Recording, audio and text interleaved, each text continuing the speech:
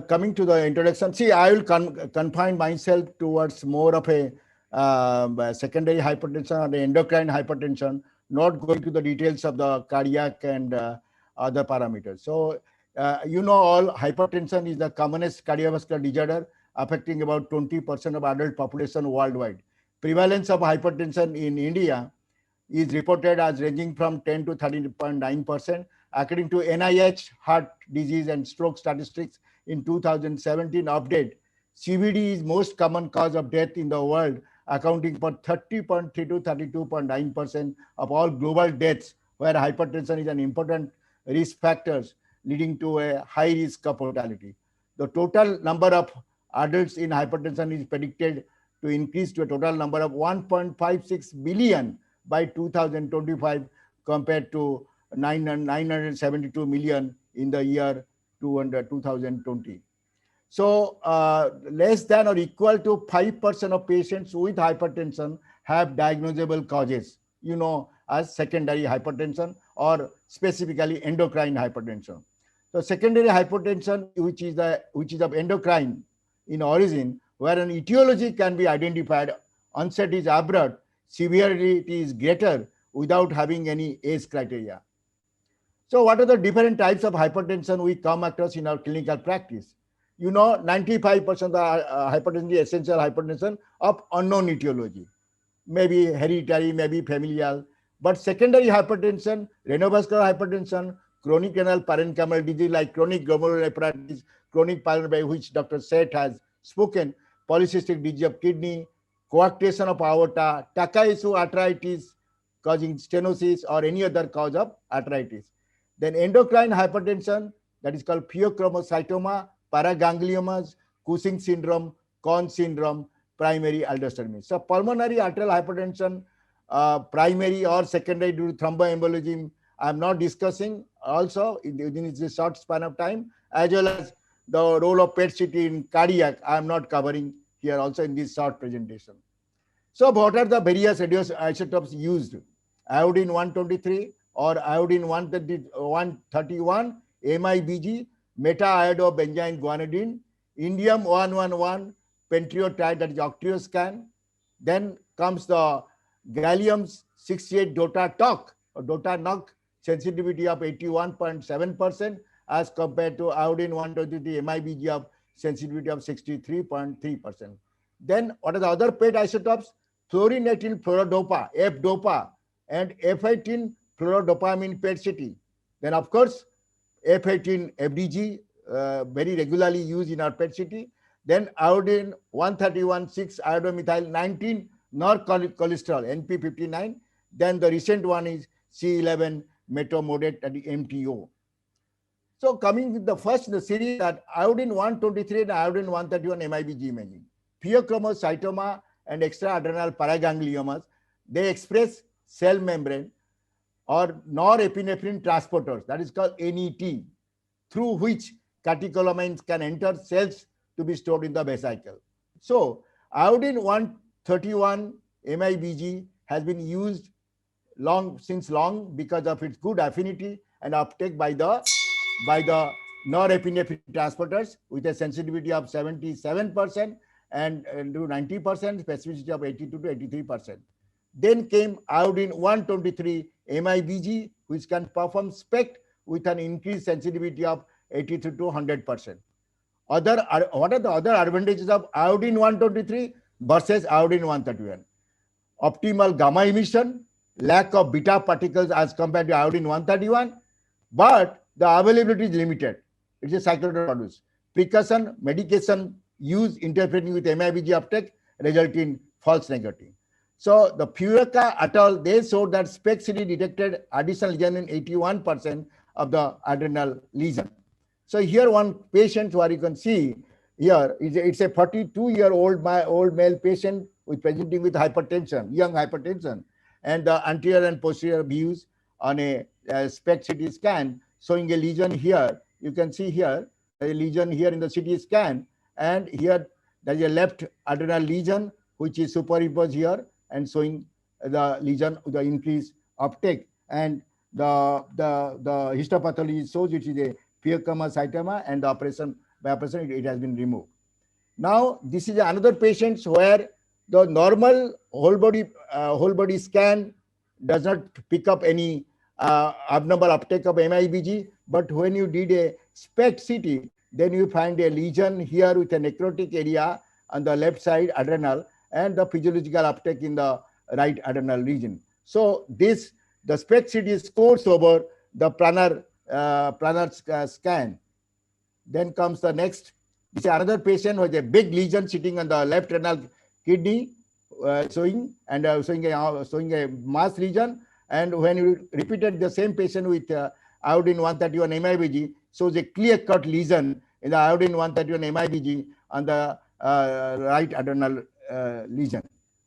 So then comes the SRS scintigraphy, that is called somatostatin receptor scintigraphy, considered as a supplement for MIBG scintigraphy in pheochromocytoma paraganglioma patients with suspected metastatic disease.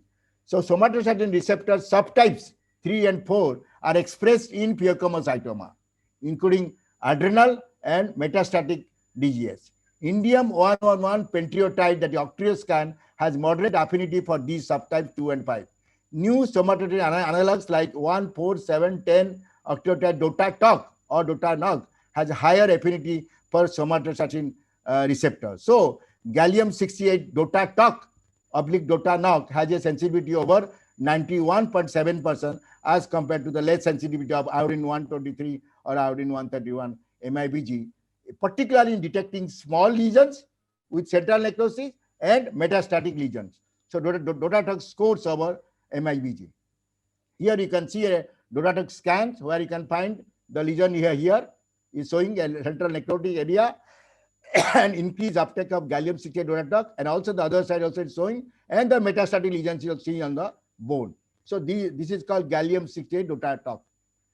Then comes the fluorine-18 fluorodopa and F18 fluorodopamine. Immediately whole body imaging can do, the possibility of quantitative assessment of uptake, absence of artifacts from a scar tissue or from the presence of metallic clips. F18 labeled dihydroxyphenylalanine DOPA enters via amino acid transporter. Study shows usefulness in benign and malignant pheochromocytoma, superior to both iodine 123 and iodine 123 MIBG and FDG. So then comes the fluorine-18 fluorodopamine PET, is a clearly superior to iodine 131 MIBG with a sensitivity of 100% and 56%. Henry et al., they have showed that FDA PET showed a higher sensitivity for both primary tumors and metastatic lesions. They concluded that FDA PET was superior to FDOPA PET and iodine 123 MIBG sensitivity for localizing metastasis. So in fact, the number of lesions detected by FDA PET far exceeds the number of lesions detected by CT or MRI. So F18 FDG PET in the evaluation of vasculitis. So vasculitis is defined as inflammation and necrosis with leukocytic infiltration of the blood vessel. So most commonly Takaysu arthritis is a chronic inflammatory arthritis that primarily involves the aorta and the main blood vessel. So F18 FDG, which I'll show you, PET CT shows the uptake of the FDG in the areas and before the stenosis, and then it can be treated with steroids, tapering dose. So it reveals the extent of the disease and is highly effective in detecting large vessel vasculitis. It can be monitored, particularly of large vessel inflammation and disease activity after the immunosuppressive therapy, such as prednisolone and cyclophosphamide, 110 milligram per day. Following 2 months after therapy, follow-up PET CT can be done. I'll show you an example. Here you can see the example here that here there's uptake in the FDG here in the aorta and also here the subclavian vessels. So this patient was put on steroids. Let's see how after steroid how it looks. See, everything is gone. No uptake of the FDG. So that shows a good response to the steroid, and that prevents the further stenosis in the big arteries. Now this is a new area, new paper published in Asia Oceania Journal of Nuclear Medicine, role of FDG PET CT in assessing correlation between blood pressure and myocardial metabolic uptake. Many of our imaging specialists who are attending this, they can take as a real research area where you can find as the blood pressure increases, there will be increased uptake of FDG in the myocardium, which you are seeing here. So, and they have analyzed, that is called group of Abbas Alabi group. Yes, Abbas Alabi group, University of Pennsylvania. They have analyzed 86 subjects with systolic blood pressure 111 to 142 and diastolic from 66 to 86. Patients should be rested in a quiet room to minimize the pre-test anxiety following the injection of 4 megabecquerel per kg of body weight of FDG with a scan done at 180 minutes. To rule out, but these patients, before that, you have to rule out the patients should not have amyloidosis, sarcoidosis, endocarditis. Then the SUV values are calculated. So what is the significance of SUV parameter by this paper? The clear correlation of increased FDG uptake of the LV with increasingly higher BP. As the BP goes higher, the FDG value, SUV value goes increasing. It has got a prognostic value in identifying individuals who may develop cardiovascular disease in the future. It is the capability of PET scan which gives early information of the disease process as functional changes at a molecular or cellular level, which is not available with other modalities like CMR and echo, as they cannot detect changes until changes happen in overall structure of the organ. So, effect in FDG uptake is found to be strongly correlated with DP diastolic pressure and mean arterial blood pressure than with systolic blood pressure. So, these are the values, SUV values in the range of 6.6 in diastolic blood pressure, and then you can calculate that.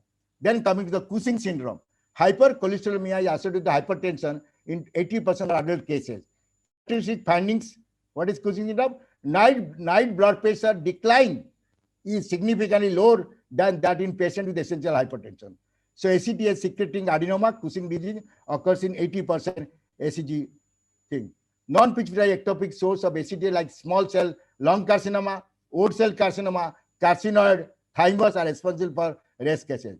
Most ACTH independent cases of Cushing disease result from adrenal adenocarcinoma and carcinoma or micronodular hyperplasia. So this is the radioisotope used, iodine 12031, 6-iodomethyl 19 norcholesterol, very usually known as NP59. That accumulate the adrenal cortical cells in the Cushing syndrome. Techniques for pituitary adenoma. Then the scintigraphy pattern of adrenal adenocarcinoma, unilateral visualization of gland containing the adenoma as a hot spot in the evaluation of patient with persistent cortical excess. After suppose a bilateral adenectomy has been done, but still the patient has got raised blood pressure. So you have to localize where is the metastatic region. You inject NP59 scintigraphy and found the identification of remnants and to guide surgical intervention. Primary hyperaldosteronism, Conn syndrome, can occur at all ages, commonly 30 to 50 years. Primary aldosteronism is a common cause of resistant hypertension, one of the common causes. Aldosterone secreting cortical adenoma, usually less than 2 centimeter, or bilateral hyperplasia of the zona glomerulosa. So adrenal scintigraphy is again done with NP59 before the 5th day after injection. Unilateral pattern of adrenal aldosteronoma, 5th day injection can show the lesion. So then the last one is C11 metromediate, MTO, has also been used for evaluation of primary aldosteronism. Hennings et al., they evaluated dexamethasone suppression test followed by MTO PET injection in 13 patients with adrenal cortical tumors. All tumors detected by MTO PET, SU max or higher, normal adrenal cortex was suppressed after dexamethasone. Thyroid disorder, as you know, 1/3 of patients with hyperthyroidism, they will have hypertension, which often resolves after achieving euthyroidism. The main indication of nuclear medicine technique is to differentiate thyroiditis from Graves' disease. So do a radioiodine uptake with iodine 123 or iodine or increase uptake at 2 hours of 24 hours suggestive of Graves' disease. Or just simply do a technetium thyroid scan. No uptake in the thyroid area suggestive of thyroiditis. And uptake in both lobes of thyroid shows Graves' disease. So treat with antithyroid drugs, with beta blockers or iodine 131 therapy, the blood pressure will come down to normal. So concluding, nuclear medicine techniques plays an important role for evaluation and management of patients with secondary hypertension, particularly of endocrine hypertension. Iodine 123 and iodine 131 MIBG with or without SPECT-CT is routinely employed for imaging pheochromocytoma. PET-CT with F-DOPA or FDA is better than MIBG scintigraphy particularly searching for extra-adrenal metastatic lesions and small lesions. SRS with gallium-68 DOTATAC, which I showed you here, appears to be useful for extra-adrenal metastatic, of course, small lesions. NP59 is very good for the primary aldosteronism. NPA. So role of FDG PET-CT, which I showed in detecting Takarasu arthritis and the other forms of inflammation, damages the large arteries, can be detected with effect in FDG, so that appropriate treatment planning can be started to prevent stenosis.